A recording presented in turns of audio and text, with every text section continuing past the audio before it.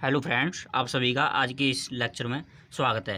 तो दोस्तों, आज की इस वीडियो में हम जो है कि मुख्य रूप से आज का हमारा जो टॉपिक आज का रहेगा स्ट्रक्चर ऑफ सेल। तो जैसा कि हम पिछली वीडियो में पढ़ चुके थे कि सेल जो है कि विभिन्न प्रकार की होती है, उनके साइज डिफरेंट प्रकार के होते हैं। एक ही यदि प्लांट है तो उसके रूट्स में अलग सेल्स होंगी, उसकी लीव्स में अलग सेल्स होंगी, स्टेम में अलग सेल्स होंगी। इसी प्रकार से यदि कोई एनिमल है तो उसकी बोन्स की सेल अलग होंगी, उसकी ब्लड की सेल्स अलग होंगी और उसकी स्किन की सेल्स अलग होंगी। तो आज हम मुख्य रूप से हम देखेंगे कि सेल की स्ट्रक्चर क्या होती है। स्ट्रक्चर से हमारा सीधा सा मतलब ये है कि सेल के अंदर क्या पाया जाता है, उसकी सबसे आउटर लेयर को क्या बोलते हैं, आउटर लेयर को उसकी को क्या बोलते हैं, उसके इनसाइड में क्या भरा हुआ होता है, और जो है कि उसके मुख्य कंपोनेंट कौन कौन से होते हैं। तो आज की हम वीडियो में मुख्य रूप से सबसे पहले हम पढ़ेंगे सेल मेम्ब्रेन, और इसके बाद दूसरा टॉपिक हमारा रहेगा आज का सेल वॉल। तो आज हमको सिर्फ यही दो टॉपिक डिस्कस करने हैं। तो दोस्तों, सबसे पहले आपकी जो सेल मेम्ब्रेन है तो ये क्या होती है। जैसा कि आप जो एक डायग्राम में देख सकते हो, सेल मेम्ब्रेन, इसका आप ध्यान रखिएगा, ये this is the outermost मतलब सबसे बाहर वाली outermost layer of the cell. ये जो है कि आप देखोगे ये एनिमल सेल में, ये ध्यान रखिएगा, क्योंकि जो सबसे आउटर मोस्ट सेल होती है एनिमल सेल में वो सेल मेम्ब्रेन होती है। जबकि आप यदि आपको प्लांट सेल देखनी है तो प्लांट सेल में आउटर मोस्ट सेल आपकी सेल वॉल होती है। इसको ये मेन डिफरेंस है, आपको ध्यान रखिएगा, इसको आपको जरूर ध्यान रखना है। मेन पॉइंट कि जो है कि cell wall is not present in animal cell. तो इसका दोस्तों आपको ये समझना है कि यदि सेल वॉल है वो आपकी एनिमल सेल्स में प्रेजेंट नहीं होती, या और जो है कि सेल मेम्ब्रेन है वो सिर्फ एनिमल सेल की सबसे आउटर मोस्ट लेयर होती है, और जो सेल वॉल है वो आपकी प्लांट सेल की सबसे आउटर मोस्ट लेयर होती है। तो आपको ये पॉइंट ध्यान रखना था, इंपॉर्टेंट था, इसलिए मैंने आपको यहाँ बता दिया है। इसके अलावा मुझे सेल मेम्ब्रेन के बारे में बहुत सारी बातें आज बतानी हैं। तो सेल मेम्ब्रेन जैसा कि आपने बताया, मैंने बताया आपको, ये आउटर मोस्ट लेयर है किसी भी एनिमल सेल की। तो इसके फंक्शन क्या हैं, ये क्यों होती है और इसका फंक्शन क्या है। तो इसका फंक्शन होता है, इसका मेन फंक्शन होता है, इट अलाउ, ये परमिशन देती है, अलाउ और परमिट, अलाउ करती है या परमिट करती है क्या चीज़, एंट्री और एग्जिट ऑफ सब्सटेंसेज। जैसे कि आप देखे होंगे किसी गेट पे कोई आपका गेटमैन या गेट कीपर लगा होता है, उसका क्या मेन काम रहता है, वो सभी की कार्ड देखता है। जैसे कि आप स्कूल में जा रहे हो तो सबके आइडेंटिटी कार्ड देखे जाते हैं, किसको एंट्री मिलेगी किसको नहीं एंट्री मिलेगी। तो इसी प्रकार से ये जो है कि सेल के सबसे ऊपर की एक मेम्ब्रेन होती है, ये अलाउ करती है या परमिशन देती है किसी भी सब्सटेंस को। जैसा कि आप जानते हो, हम लोग एनिमल सेल के अंदर आते हैं, हम लोग ऑक्सीजन लेते हैं, कार्बन डाइऑक्साइड निकालते हैं, वाटर भी अपने हम जो है कि ड्रिंक करते हैं। तो इस दौरान किस प्रकार से कोई भी सब्सटेंस है वो सेल के अंदर जाता है, जैसे कि कार्बन डाइऑक्साइड सेल से बाहर कैसे निकलती है, ऑक्सीजन सेल के अंदर कैसे जाती है, वाटर को सेल के अंदर जाना है या निकलना है, ये सब जो है कि फंक्शन है, ये आपकी लेयर है सेल के बाहर और सेल के अंदर, ये सारे काम आपके सेल मेम्ब्रेन के द्वारा किए जाएंगे। इसीलिए दोस्तों इसका अदर नेम भी है, इसको भी आप याद रखिएगा। अदर नेम, इसका दूसरा नाम क्या है, सेलेक्टिवली परमिएबल मेम्ब्रेन। इसका क्या मतलब है, जैसा कि मैंने बताया था, ये सेलेक्टिवली यानी कि ये सेलेक्ट करती है परमिएबल मेम्ब्रेन, यानी कौन कौन सा सब्सटेंस सेल के अंदर जा सकता है, किस किस को ये अलाउ करेगी, यानी कि सेलेक्ट करती है, चूज करती है कि ये जो है कि मेम्ब्रेन, ये जो है कि सामान इसके अंदर जा सकता है और ये इसके बाहर जा सकता है। सेल के अंदर या बाहर कोई भी सब्सटेंस है वो आउटर में अंदर में किस प्रकार जा सकता है, ये सारा निर्धारण सेल मेम्ब्रेन के द्वारा ही किया जाता है। तो आइए दोस्तों देखते हैं किस प्रकार से सेल मेम्ब्रेन वाटर और गैसेज का जो एक एक्सचेंज को किस प्रकार से रेगुलेट करती है। तो सबसे पहले यहाँ पे हमको देखना है कि किस प्रकार से वो गैसेज जो है कि आउट और इन होती हैं सेल के अंदर किस प्रकार से गैस, जैसे कार्बन डाइऑक्साइड आप ले रहे हो और ऑक्सीजन आप जो है कि प्लांट ले, उस प्रकार जो भी ऑक्सीजन लेना देना किसी भी कोई भी सेल में है, जैसे कि प्लांट कार्बन डाइऑक्साइड लेते हैं, हम लोग कार्बन डाइऑक्साइड को निकालते हैं, तो गैसेस का आदान प्रदान सेल के अंदर किस प्रकार से होता है। यहाँ पे हमको एक प्रोसेस को समझना है जिसका नाम है आपका यहाँ पे डिफ्यूजन। तो आपको डिफ्यूजन को समझना है आपको दोस्तों, ये इंपॉर्टेंट टॉपिक है, ये एग्जाम में कई बार पूछा जाता है। एक आपका डिफ्यूजन और दूसरा आपका ऑस्मोसिस। तो डिफ्यूजन किसके लिए होता है ये आप ध्यान रखिएगा। डिफ्यूजन होता है गैसियस में, गैस के लिए, और आपका जो ऑस्मोसिस होता है हमारा लिक्विड के लिए। ये दोनों जो प्रोसेस हैं वो सेल के अंदर होते हैं। तो सबसे पहले हम अभी डिफ्यूजन के बारे में पढ़ेंगे। तो डिफ्यूजन को समझने से पहले आपको ये समझना है कि जैसे कि आपकी कोई कमरे में अगरबत्ती आपने जला दी, तो आपने कोई अगरबत्ती जलाई है, तो जिस जगह आपने अगरबत्ती जलाई है उसकी खुशबू दूसरी जगह पहुंच जाती है, दूसरे कॉर्नर में पहुंच जाती है। तो कैसे जाती है?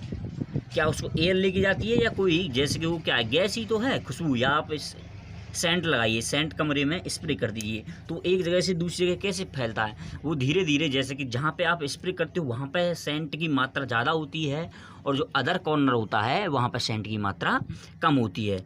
जैसे कि यहाँ आपने सेंट को स्प्रे किया, यहाँ पर सेंट को आपने स्प्रे कर दिया, तो यहाँ क्या होगा, यहाँ पर आपकी ज़्यादा मात्रा होगी, मोर परफ्यूम होगा यहाँ पे।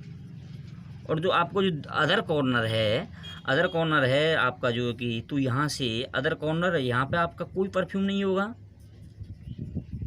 तो यहाँ पे क्या है, यहाँ से परफ्यूम यहाँ की तरफ धीरे धीरे डिफ्यूज होके चला जाएगा। यानी कि जहाँ भी कोई भी चीज़ ज़्यादा है उससे दूसरी जगह पे जहाँ कोई भी सब्सटेंस कम है वहाँ के लिए वो जाता है। यानी कि इसका क्या मतलब है, यानी कि कोई भी गैस है जहाँ पे उसकी हायर कंसंट्रेशन है उस जगह से लोअर कंसंट्रेशन की तरफ गैस मूव करती है। तो यहाँ पे किधर मूव करेगी, आप इस पॉइंट को याद रखिएगा, higher concentration to lower concentration.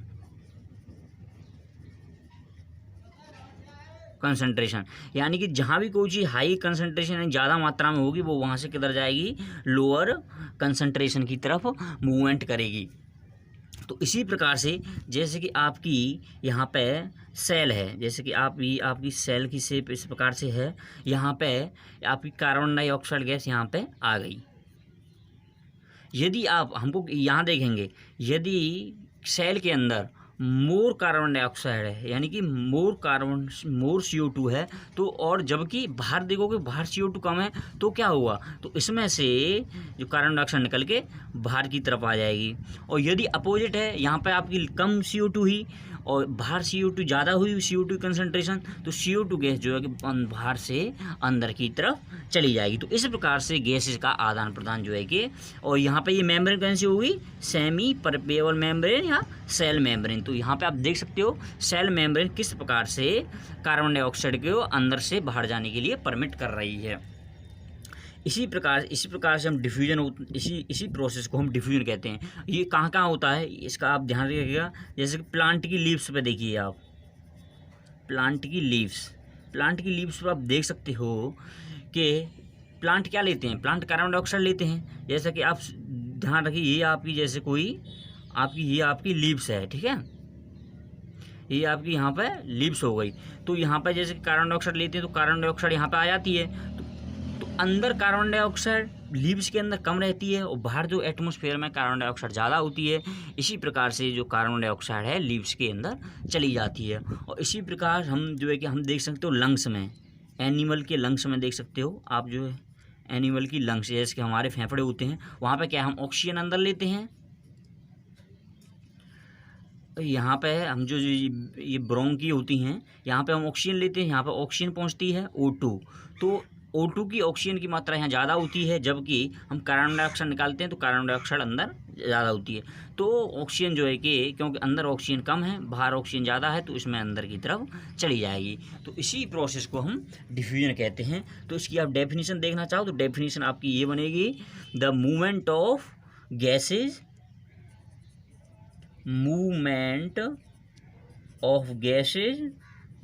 From higher concentration to lower concentration is called diffusion.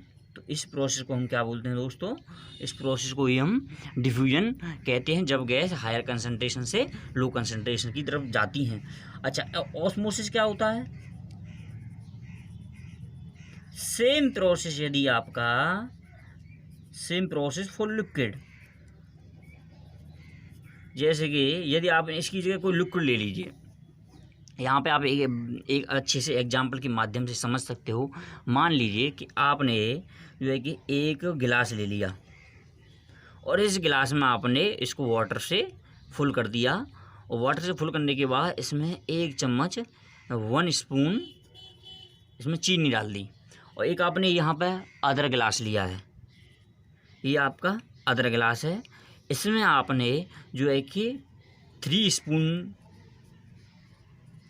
Spoon आपने शुगर डाली या चीनी डाली। तो यहाँ पे क्या देखोगे आप कि ये ज़्यादा मीठा हुआ, ये कम मीठा हुआ, यानी कि इसमें चीनी की मात्रा ज़्यादा है और पानी कम हो गया।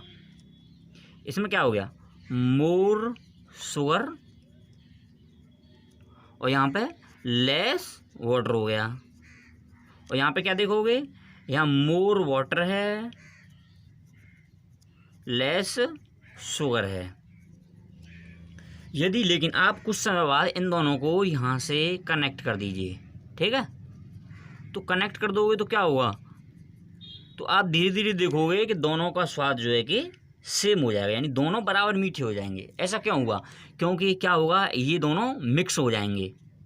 और यदि आपको और अच्छी तरह से करना है तो यहाँ पे आप एक सेमी परमेबल मेम्ब्रेन यानी कोई लेयर बना दीजिए, छोटी सी पतली सी मेम्ब्रेन। तो उसमें क्या होगा, जो वाटर इधर ज़्यादा है, इधर आपका वाटर ज़्यादा है और जो है कि चीनी कम है, तो इसमें से वाटर है धीरे धीरे धीरे धीरे इसमें चला जाएगा, और ये कम वाटर था यहाँ दोनों में बराबर हो जाएगा, और ये मात्रा दोनों की बराबर हो जाएगी। इसी प्रोसेस को हम जो है कि ऑस्मोसिस कहते हैं। तो इसी प्रकार से यहाँ पे आपके और भी आपको 3 जो है कि प्रैक्टिकल करने हैं यहाँ पे एक्टिविटी हैं, वो आपकी रेजिन्स के साथ हैं, यानी किशमिश के साथ हैं। इस एक्टिविटी को आप अपने घर पर भी कर सकते हो। तो इस एक्टिविटी में आपका दोस्तों क्या है, तो यहाँ पे इस एक्टिविटी में देख सकते हो कि आपको क्या लेने हैं, आपको 3 तरह के सॉल्यूशन बनाने हैं। जैसे कि एक ये रहेगा, एक आप गिलास ये लीजिए,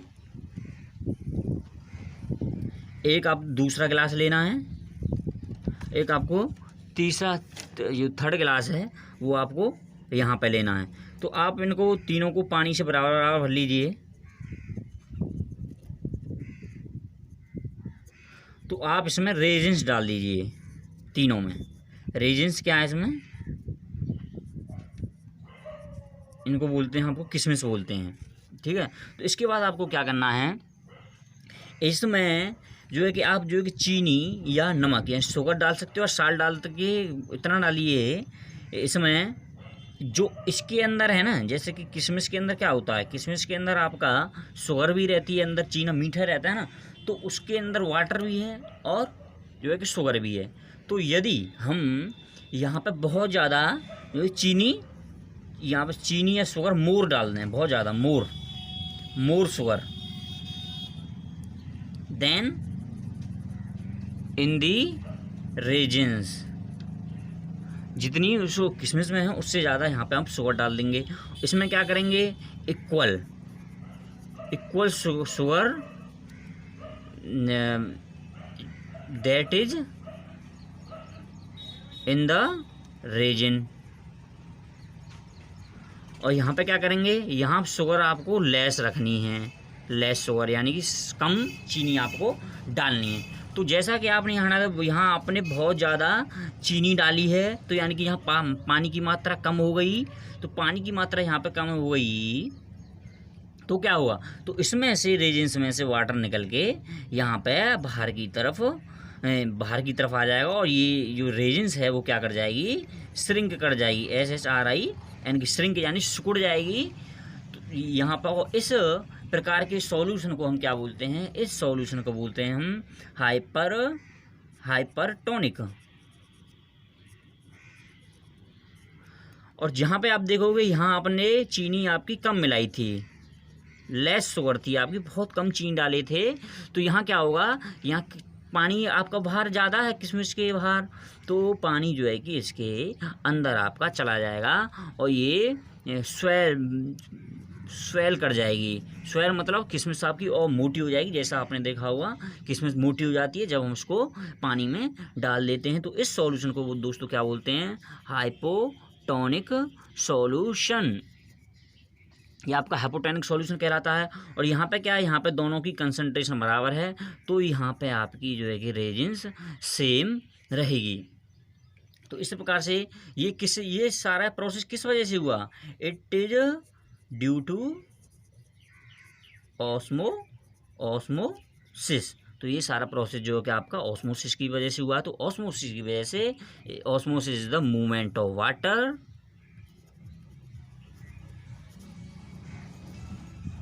from higher concentration to lower concentration। तो दोस्तों आज की वीडियो में इतना ही काफ़ी है। तो अब जो नेक्स्ट वाली होगी मैं उसमें आपको सेल वॉल और न्यूक्लियस के बारे में, दोनों के बारे में एक साथ बता दूंगा। तो धन्यवाद दोस्तों। यदि आपको कोई डाउट आ रहा हो तो इसमें आपको कमेंट बॉक्स में डाल के आपको जो है कि इसको अच्छी तरह से पूछ सकते हैं। धन्यवाद।